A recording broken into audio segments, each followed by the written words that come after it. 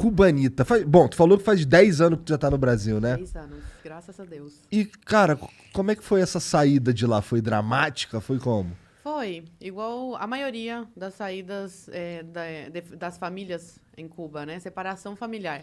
Começou em 2005 com meu pai é engenheiro em telecomunicações e eletrônica. Ele ocupava um cargo alto na empresa estatal onde ele trabalhava, para você ter uma ideia. Ele tinha acesso à internet em 2005. Caralho. Era proibido, era crime, né? Cubano ter acesso. E meu pai tinha porque ele trabalhava com isso e era um dos chefes, né?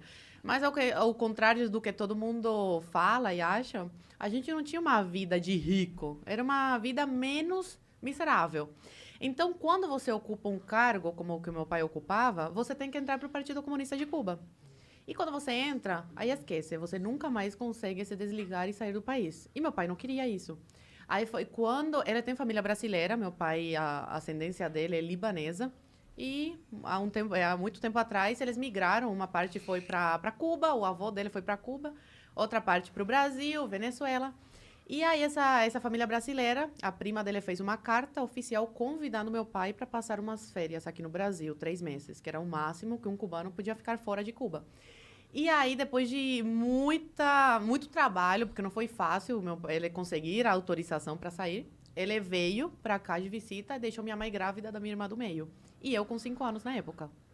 Minha mãe estava quase dando à luz. Ele veio em julho, agosto e novembro. Minha mãe deu à luz a minha irmã do meio. E aí, eles ficaram 4 anos separados. Meu pai ficou aqui no Brasil. Ele pediu asilo político depois de estar 1 ano aqui no Brasil. E deixou minha mãe lá grávida.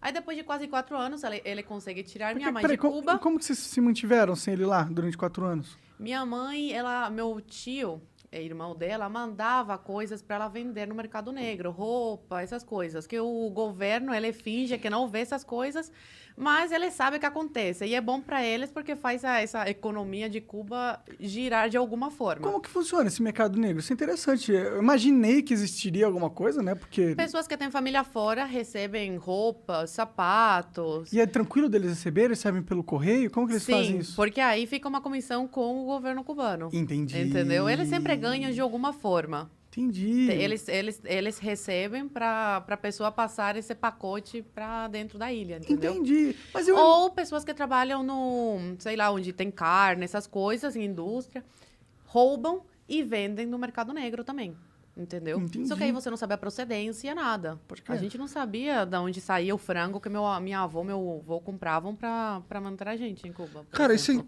é muito louco, porque assim, você tá me contando coisas que pra mim eram fábulas, sabe? Eu achava, eu sabia, quer dizer, já tinha escutado falar como era a vida lá, mas pelo que você tá me falando, uma cubana que viveu lá e que tem família lá, Tenho. isso é assustador até. Mas Tipo, não poder sair de Cuba.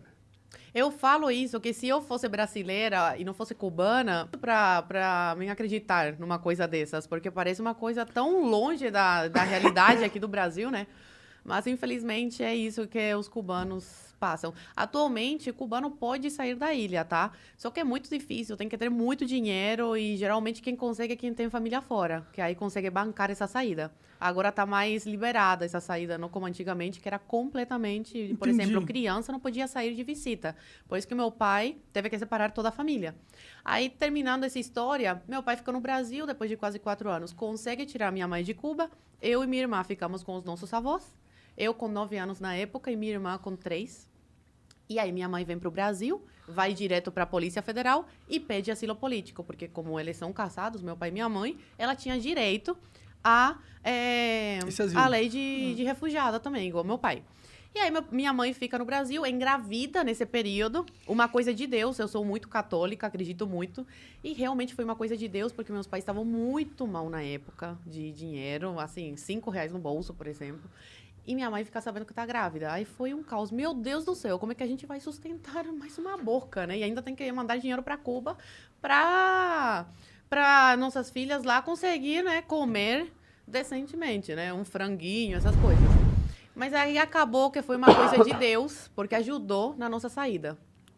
Ter uma irmã brasileira. Aí depois de quase 3 anos, eles conseguem tirar a gente de Cuba. Meu pai conhece a minha irmã do meio com 5 anos e volta a me ver com 12. E a gente conhece a nossa irmã caçula brasileira, juinvilense, Santa Catarina, com quase 3 anos.